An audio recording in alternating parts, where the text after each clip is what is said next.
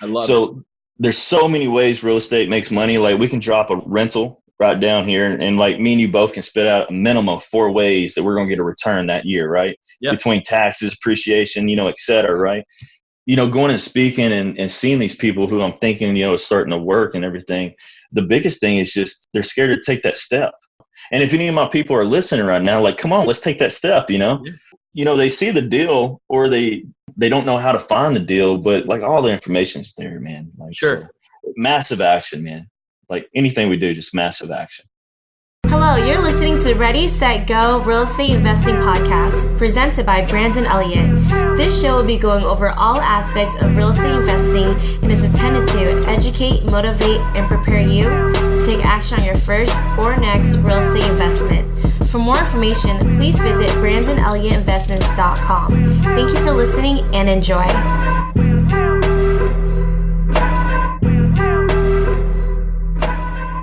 Welcome back, everyone, to Ready, Set, Go Real Estate Investing Podcast. I am your host, Brandon Elliot.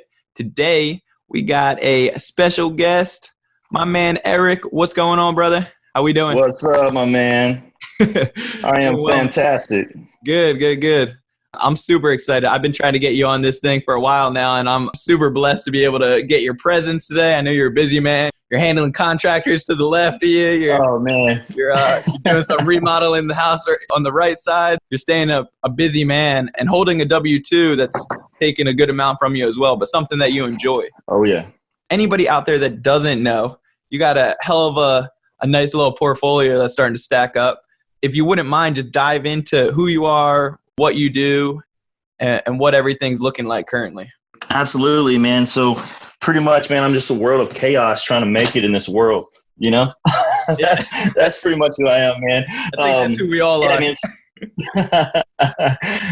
Just pick it up and keep moving forward, man. That's pretty much the motto. But yeah, man, so for me, man, I started off in a small town, man, from, Middleton, Tennessee. Nobody's probably ever heard of that in their life, but everybody's heard of Memphis, right? So yeah. Everybody at work makes fun of me because I'll be like, I'm an hour east of Memphis. They're like, what? Hour east of Memphis. But yeah, man. So just born and raised in a small town, dude. Graduated, like 90 kids. Me and my wife both. We're high school sweethearts. Started out, man. I jumped, straight out of high school and was going to work for my family business. My pops, he's got a buy here, pay here car lot. During that time, he started, an automotive shop too. So had an opportunity to come back and, work as an automotive technician. A 4-bay garage, nice setup, man. Went to Nashville Automotive and Diesel College. That was just a straight run, man. 13 months, nice and easy. Got a couple of great opportunities there. Funny story, NASCAR. So essentially NASCAR, right? They give you an interview process to the top 2 kids in the class. And I was the top student in the class. So anyway, yeah, first in line, right? You make it to the top. Interviewed. I'm just kidding. Right? Just like jumping straight into NASCAR. I'm not a NASCAR fan by any means, man. Are you a NASCAR fan? No, I actually used to watch it. When I was younger, a little bit more than I'm not at all whatsoever now. Yeah, man, with NASCAR. So like, anyways, killing the school, focused on the diesel side of it. But like, it's both courses. So you get the automotive side and the diesel. Anyway, man, like top of my class. So like me and my buddy, we get an interview at NASCAR. And the college is in Nashville, about a 3-hour ride back home. Me and Lori's dating, right? Anyway, I go back, spend a little time with her, and I got to be at the interview. And we started talking about it. She didn't want me to do it because I'm like, hey, we're going to travel, right? Yeah. You don't want to leave home, She made me miss that interview, man. So she, man, like I hauled tail, man. Like I was just flying back to Nashville, trying to make it on time. So I was flying back, trying to make this interview because even though she didn't want me to do it, she tried to hold me back a little bit. I was just like, no, like at least someone, let them tell me no. I can't tell myself no, So anyway, man, I made it back there and I was like 15 minutes late and they just cut me off. So that was my life lesson, to always be 15 minutes early and then you're on time, right? So from there, obviously didn't get any opportunities from NASCAR, but I was pretty much set on stone, man, to come back and work at the family business. And the business is still doing strong, to today. They're more focused on buy here, pay here car lots. So they sell, cars to people who have poor credit, right? Sure. So they finance it there. So, it's a good opportunity for people there. If you are in the area, a little plug in Bolivar, Tennessee, Howell Sun Automotive Center, give them a shout out. Let's go. Get you a new car. Right? If your credit is that shitty and you can't work it out, come to me and I'll help you fix it. Oh man, there we go. There we go. The triple plug. Get you a ride and get your credit rebuilt. That's yeah. Right. So right now though, you're not doing the family business anymore, right? You're actually doing air traffic controlling, right? Yeah, so that's what I was getting to, man. So pretty much, man, me and my dad, I worked with him and for him my entire life, all the way up until I left home and made this huge decision to join the Air Force, right? I mean, the man pretty much molded me, right? It's just great father, right? Great role model to live up under. But when I was working at the shop, I was wanting to expand it, and what he was wanting to do and what I was wanting to do, we kind of clashed, and I had to figure out, hey, how do I create something of my own? And I had this great customer, man. He was an ex-Air Force pilot. His name was Mr. Neal. And I remember this conversation today, man. We was talking. I was telling him, my issues. And I'm just like, hey, I really don't know if I want to turn wrenches for the rest of my life. Yeah. Right. And here I am, 18, 19-ish years old, pretty much, running a 4-bay garage. My clientele was just through the roof. People. So I specialized in front-end alignments and custom exhaust and diagnostics, right? So I already had that niche, and people was driving, 300 miles plus for custom exhaust. It's just crazy. Anyway, Mr. Neal, he would only let me work on his car, and he told me, he's like, son, you got a good head on your shoulders. Join the Air Force and let them train you, and they're going to pay you. And then if you want to separate and get out, well, then, you get a secure job on the outside as well. Yep. So immediately, man, that's what I did. I jumped on. Went to a recruiter's office. This was a fun process, man. You always get your battles, your internal battles. This time again, it was leaving that small town. So being raised and born and, your entire life in a small town, sometimes it's hard to leave. And that was the decision that I had to make. And I had to drag my newlywed wife. I had to drag her with me. So we had our battles, man. But sure enough, dude, joined the Air Force, guaranteed air traffic controller, and spent 6 years at Nellis Air Force Base out in Las Vegas, Nevada. I don't know. You ever heard of Nellis? Nah. No? Oh, man. Do you like aviation at all? No. You like no aviation? Military, Oh, man, dude. It's pretty badass. Nellis. Yeah, dude. Nellis is awesome, man. You don't mind if we talk about the military side, do you? No, go for it. Yeah, man, this is crazy. So Nellis is I always tell a story like this. It's the heart of the Air Force. Other Air Force airmen, they don't like you saying that. But, yeah, Nellis is the heart of the Air Force, man. So every one of our allies, they come to Nellis to train air-to-air combat. So I can't remember statistics. I mean, somebody might Google this and prove me wrong. But, was it 97% of statistics are made up anyway? Yeah. Isn't that statistics is made up? Another statistic on it. Boom. Right. Whisper down the lane. But it was something. Yeah. So it's something along the lines, man. If a pilot experiences air-to-air combat or experiences combat, I think it's 10 times, then they're 90% more likely to survive actual combat. Oh, wow. So, yeah. So, that's the purpose of Nellis, is to simulate that air-to-air combat. And they do air-to-ground too, for infantry, when they come in. But, man, yeah, it's crazy, man, because you get to watch it's called red flag and green flag. That's where Area 51 is. Yeah. Right. So we got our aggressors. They'll fly up on one side of the range. And I'm trying to explain this in as layman terms as possible, but they'll fly up on one side of the range. And it's about 200 plus square miles of airspace. I'm watching this in the red flag building, which is where the officers are. And they're pretty much just watching the simulation. And the aggressors are the bad guys. All right, on the east side of the range, that's where everybody else goes out. So, we got tankers, which are refuelers, right? I mean, you got your F-16s, your 15s, your F-22s, F-35s. Every plane you think of can be on that side of the range. Mm-hmm. And anyway, I'm watching the simulation of it, and you see them popping off like infantry. They're starting to take out some targets, and then all of a sudden this little F-22 comes over, still about like 150 miles away, and then aggressors are starting to respond from them, right? So starting to go after them, starts popping them off, man. One F-22 takes out like 8 aggressors within like a 2-minute time span. The F-15s can't even shoot that far. So, like, they go down, they respawn, come back up. F-22 is just popping them off as they respawn off the airport. It was crazy, man. Like, F-22, man.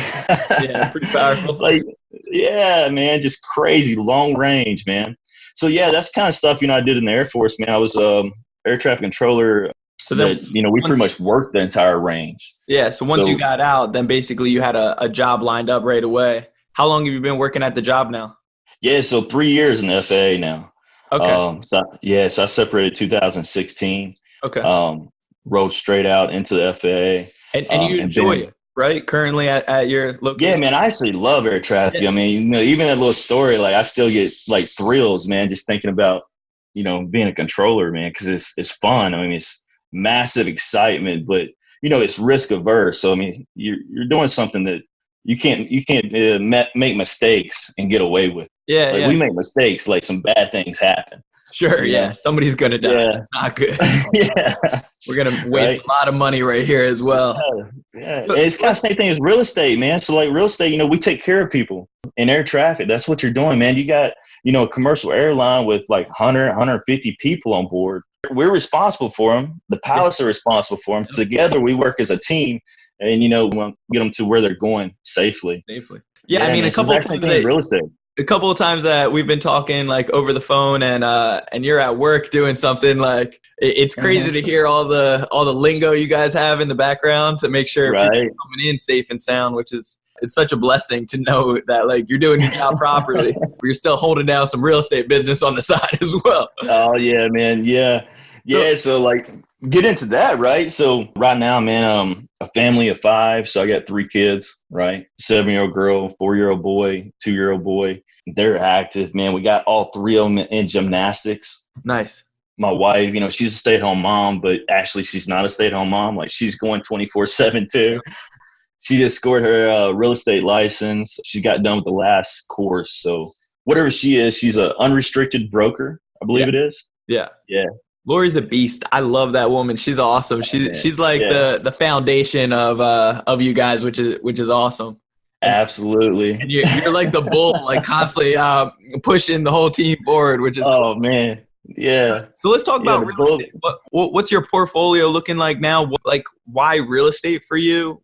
What made sense in all that situation? Yeah, man. So real estate, so I started off in the stock markets, man. I think I bought my first stock at like 17. I literally flipped a truck, working the shop. I flipped a truck. I had I think it was like $5,000. And I went straight to Edward and Jones. I plugged them to Edward and Jones, went straight to Edward and Jones, right? And anyway, I told him, I was like, hey, I got $5,000. I want to put it in the stock. I have no idea what I'm doing. Invest it for me, right? Yeah. Dude, Edward Jones is garbage.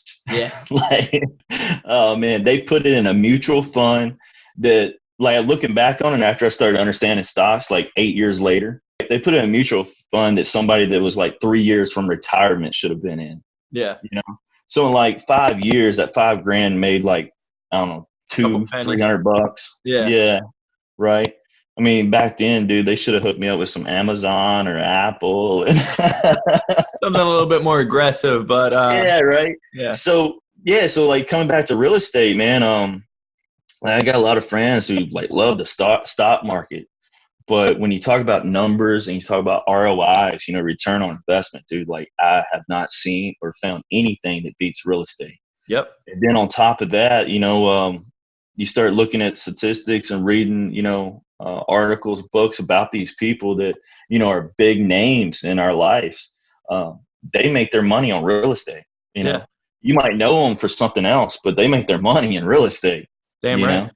And it's the safety behind it. Like with stocks, you don't know if the CEO of the company is going to do something scandalous the very next day or something. And then on news, your stocks drop, totally out of your Exactly. Yeah. So real estate from the get-go, why invest in real estate? If I had to sum it up in a very short sentence, it'd be the ways it makes money, the Yeah. ways you get a return, and then the safety behind it and the control.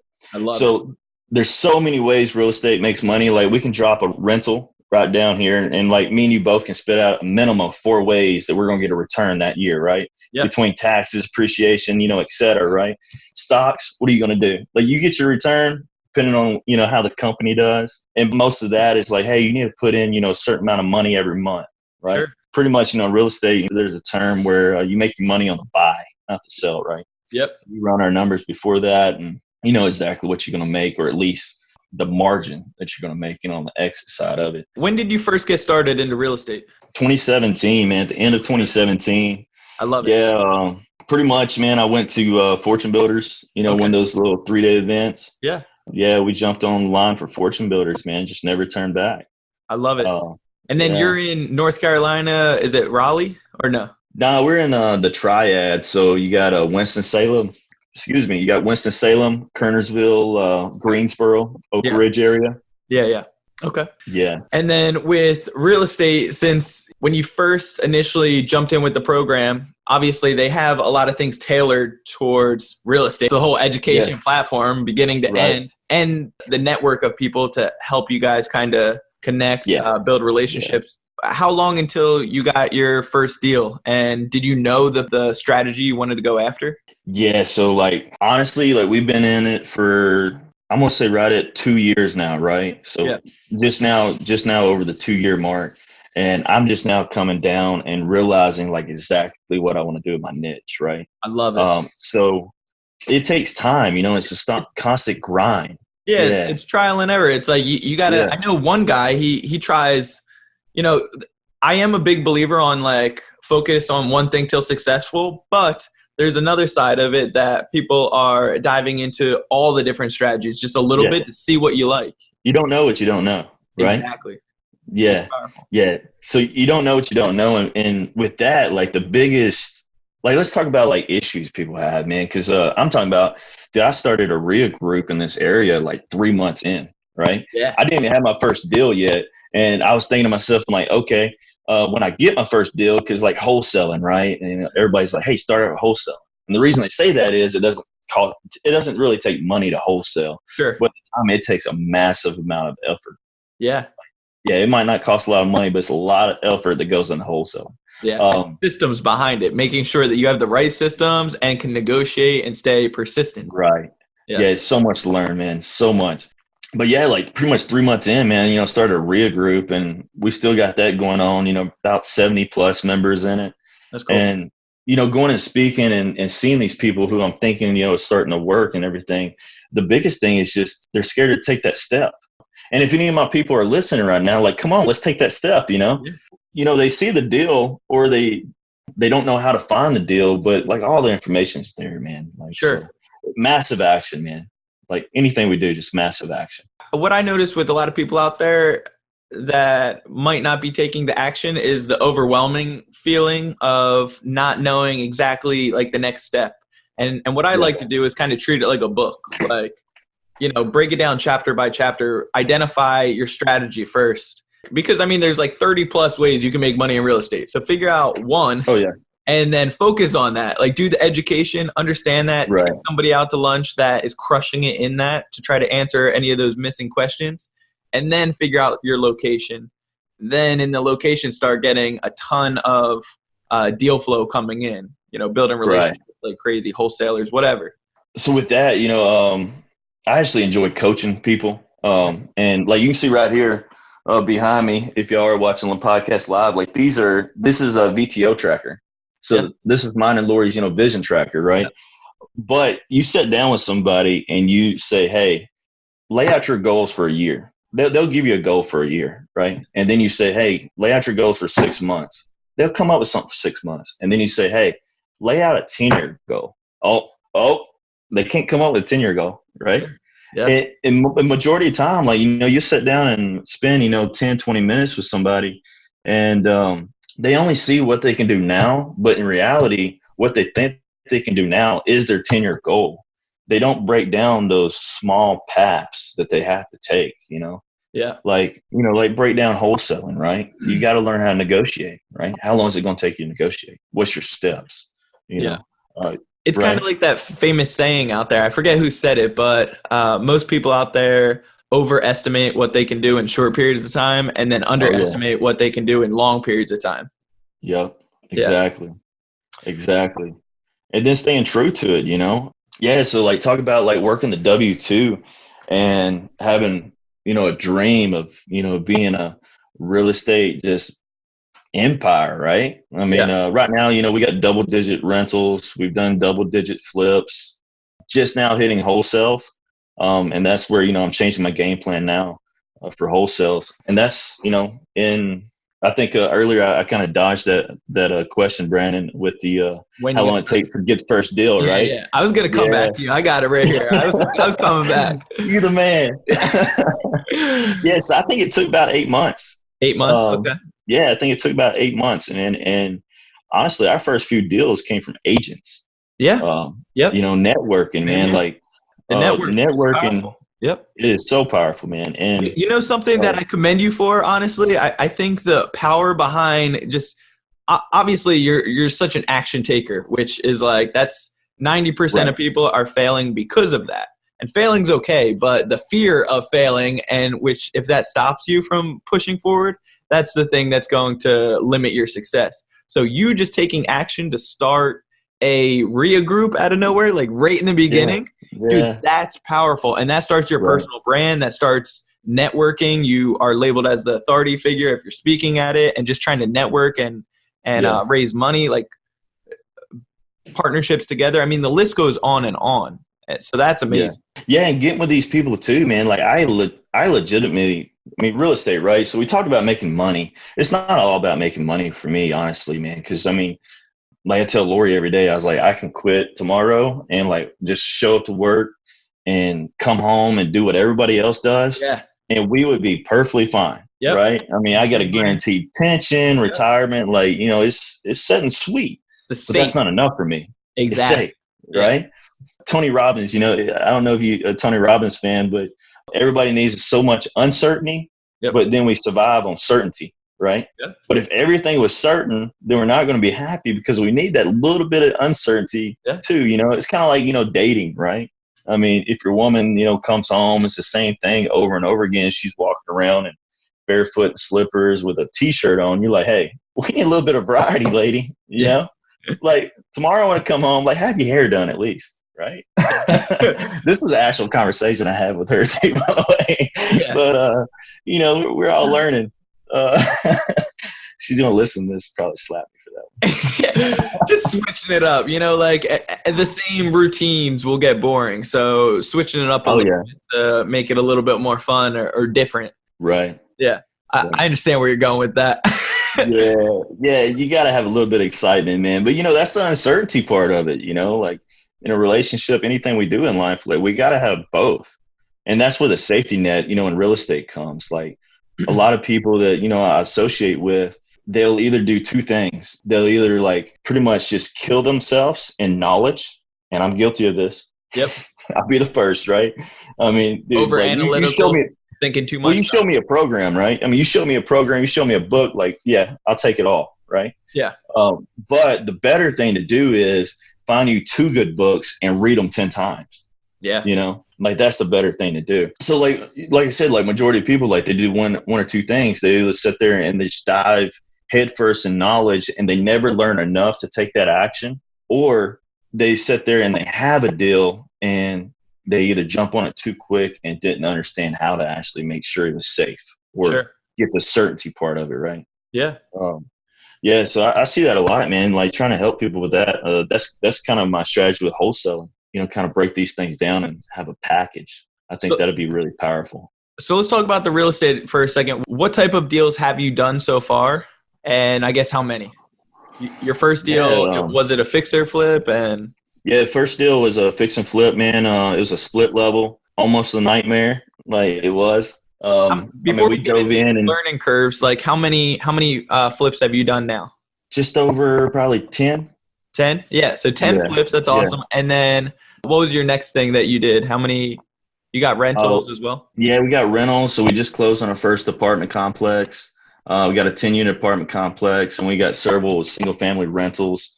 The rentals buying with the Bird method. The Bird method, baby. Boom, boom. Yeah, just keep it going, right? Yeah. Just keep it going. That's what's up. And then you've done some wholesaling as well? Nah, wholesaling, man, I'm just getting into. Just getting started. Like, cool. We're just getting started. Any other creative methods or any other strategies that you guys have done so far? Man, like I said, like I've dove in and just pretty much done everything. So like mine is like a vision that I've been trying to build on, right? So like Lori, she's got a real estate license. I'm in the process to get my general contractor license. Wow. I pretty much built a crew. So I have my own construction crew up under me. You know, I got access to GCs. I got access to building inspectors, the networking, right? But all this plays into the vision, right? Yeah. Even the like RIA group and meeting everybody. I mean, that's a buyer's list, right? I mean, that's connections where if you need somebody, you know, you reach out and call them. Sellers list, yeah. Money, sellers, everything. Right?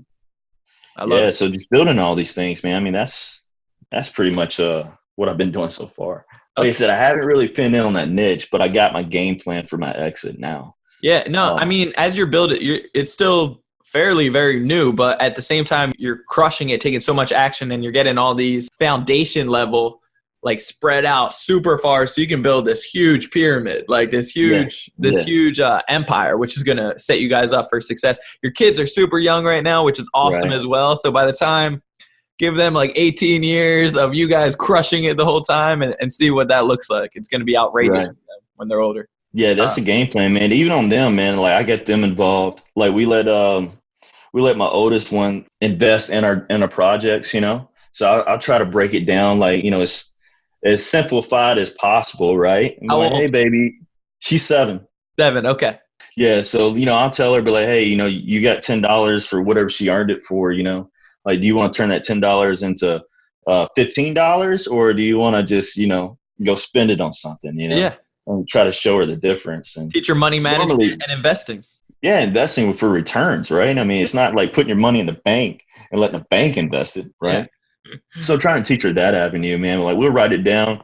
She'll have a promissory note and everything, you know, show her digits and all this stuff. So that's cool. We'll get her to sign it, man. It's cool. I love it. Yeah, we do a lot of fun things with the kids, man. I get them over there, you know, to demo the houses.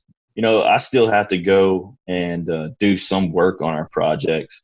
And it's mainly just overseeing because I don't use general contractors. Like, you know, so I act as the property manager pretty much. Yeah. The project manager. Yeah, make sure everything's going out well. Right. So I want to talk about how you're getting some of these leads in a second, like the newest one, the 10 unit. But before that, let's talk about some learning curves. Like along the journey, I'm sure it wasn't all easy and, you know, sunshine and rainbows. So, you know, what kind of, I know you mentioned the first project, there was a lot of chaos for a second. Yeah. I think probably all of them are. You know, I know mine was a shit show. Oh, yeah. Yeah. Yeah. I mean, I haven't, you know, knock on all the wood I can, but I have not, you know, had a bad deal yet. Right. Yeah. But the reason for that, though, like, you know, looking back and thinking about it, is because I just made it work, you know? So once you commit and it works to a certain degree, like I always run my projects to the worst case scenario and then the best case scenario. Sure. And then try to be somewhere in between, you know? Yeah, same here. I love that. Yeah. So, you know, guys, if you're watching and you don't know about, you know, the math behind deals, like there's so many different formulas, right, that you can use to get these numbers. And they're pretty much, you know, spot on majority of the time, unless the market just does something crazy, right? But yeah, with that first project, man, it was a split level home, and it just didn't sell as fast as I thought it was. Yeah. And then, you know, actually doing the project, I was just now, you know, building my contractor list, you know, having these quality guys to show up on time. Like I probably went through 30 or 40 people, you know. Yeah, just bringing them over there, walking them through it, you know, had a detailed scope of work that scared off more than half of them, you know. And then you lay out the contracts to sign and they're like, nope. Yeah. No way. My very first deal, I had 5 contractors. I should have sued at least 3 of them. And it took a year and 2 months when it should have just took at the most like 2 months. It was all cosmetic stuff. It was crazy. Oh my gosh. So it was really heartbreaking, but it was so many learning curves. You know, the scope of work that I wanted overwhelmed some of them, so they didn't. I flew out there to make, because my projects are mostly in Ohio, my portfolio. And that first project, I had 15 contractors scheduled to come out. Only, I think, like 6 or 7 actually showed up. So then I actually have to go after them. They didn't show up on time, so I got a couple coming out at the same time to bid against each other. It's like a big no-no. They hate that. Oh, yeah.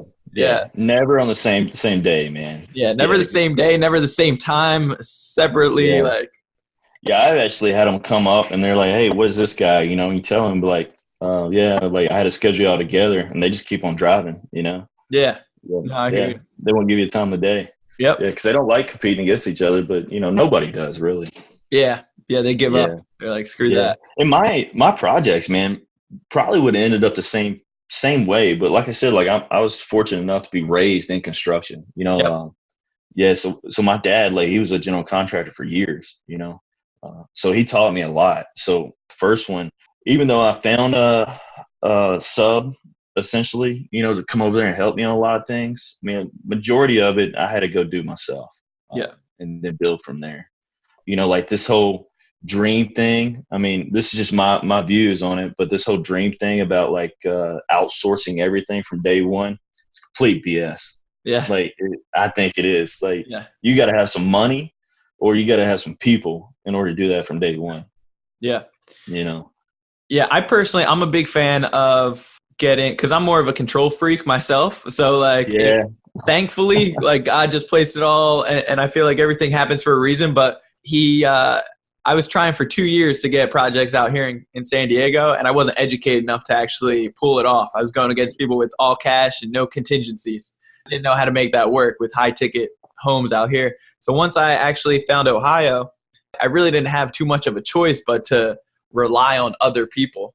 And they might have not been the best people at first, you know, screwing me over left and right. But eventually I found some good people came into my life, and we started figuring out how to make this thing work and systemize it and rely on their references, like their referrals. So over time, but it doesn't start off that way. It does not, FYI, you know?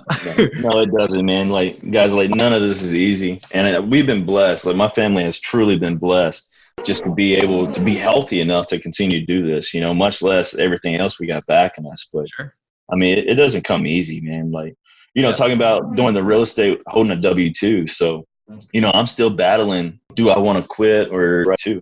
Like, holding that W-2 for me, that's a security blanket. You know, I got a date written down when I want to exit. But to make it happen, you know, proper use of net time. Obviously, you know, like talking about like finishing these projects up on my own. Yeah. I mean, dude, no lie. I got videos, pictures of me just covered, you know, in sheetrock dust, you know, the kids covered. We're over there working on the property, man. And like the kids got school the next day. My wife will literally put them in the car, right, to go to sleep. We'll just turn the car on. We got a nice Honda Odyssey, guys. Like, calm down. We leave it running, the windows cracked. Like, you know, the kids are taken care of, right? But yeah, man, we'll put them in the car and they'll be asleep, and I'm in there working, you know, until like midnight, 1 a.m. and getting up the next day, going to work at 7 a.m. You know, and that's just what it takes, you know. So we had to do that on our first project for sure. And then after that, you know, I'm like, woof, do not want to do this again. So, dude, I started like these guys that, you know, are coming and they're showing up for one, you know, they're showing up, and then which is like 90%, right? You got to make it there. Oh my gosh, dude. You got to show up. Show up. Yeah, dude. But these subs, man, you know, the ones that show up and the ones who make mistakes, but they realize and they listen to you. So like, dude, I mean, I still have issues with guys that's been working with me since I started, right? Yeah, I mean, it happens. You know, everybody makes mistakes, and everybody's not going to do the job as good as you think you can or you do. It's the transparency and the communication behind it that really shows a true leader, to be able to make them feel like understood, accepted, and actually want to perform better next time. Exactly. And then, you know, again, like, you know, we've been talking about, like, you just don't know what you don't know. And a lot of these guys, you know, they wasn't blessed to be brought up with a father who's a GC who taught them all these things, right? I mean, they're just trying to survive with their family. So, you know, those are 3 important values, man. Show up on time, you care about your family, and you care about your work. Like, if I get a sub that, you know, meets those 3 criteria and I can talk to them, dude, I'll teach them how to build a house, you know? Like, yeah, like I keep them and build a team with them, you know? Yeah, so like while I'm at work, man, like on my breaks, lunch breaks, etc., driving back and forth to work, man, utilizing that net time to, you know, get an edge. Do you listen to a lot of audios? Yeah. Yep. Yeah, dude, like I probably have over like 80 audiobooks like in my phone, you know? Yeah. And just driving back and forth to work, podcasts, man. That's like, right. You got to get it. But then real estate investing is typically just on my top, you know? Mine too, man. So any other learning curves that you think would be like, if you're looking back, that if you could have told yourself now that you know, looking back, you know, Is there anything that you would have told yourself like, hey, man, don't do this, you know? Yeah. So my biggest learning curve really has nothing to do with real estate. It has to do with scaling up. So like right now I'm in the process of doing that, right? And that's waiting on people. There takes a certain type of person that to, you know, come into your company, your organization and be able to do the job. Like there's a saying, like you just need people to do it as 80% as good as you do it, right? Sure. The other 20%, like, you know, you should just give them that. If it's 80%, man, like you're able to take your time and go do something else. Yep. So yeah, man, like waiting on people. I spent a lot of time and effort, you know, trying to get a partnership built, bring other people into the company. Waiting on somebody to get to that damn 80% because they're only at 35, right? Yeah. Oh my gosh, man. I didn't want to call it out like that, but yeah. It's aggressive. Yeah. Hopefully they're not watching this. Hopefully they're working.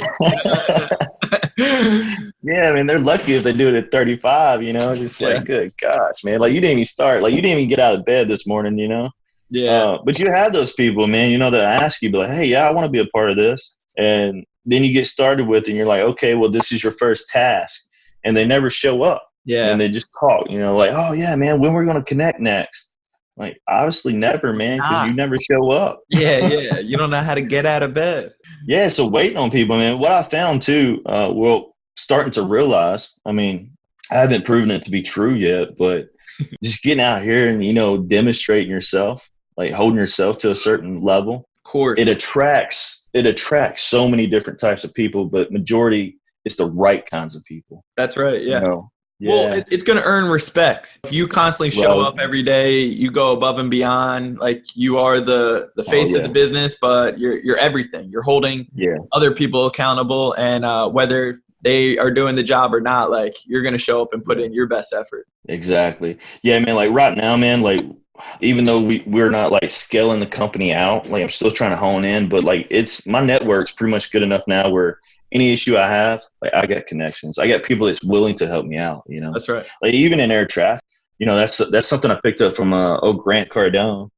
You know, this guy, I was listening to him one day and he was talking about if you do have that W-2, that 9 to 5, don't be a slack at it. You still need to be excel at it, you know? So even in air traffic, man, like I'm pursuing like management in that field, you know, trying to get an edge. Of course. You know, and that's even opening up my connections because who has the money? I think that's such a huge key because when I was working my W-2 back in the day, and also like I think a lot of people now, even if they don't like their W-2, like you're blessed to be actually enjoying it. But right. Even if you're not liking it, don't half-ass in there because whatever you do in one area of life, it's going to flow into other areas of life. Yeah. So wherever you're at in life, enjoy the process. Like suck it up, and even if you don't like it, use it as motivation to get the hell out or quit. Yeah. Like if you're not going to give it your all, and I've slacked in this, like I'm guilty of that. And everybody does. Yeah. And it pours into other areas of life. Like you're going to mess up that whole balance. But if you're striving in one area, then it's going to flow as well. So make sure you're not going half-ass at your job, your W-2, and screwing them over, your employer, because you hate it and you're trying to get into full-time real estate. That's right.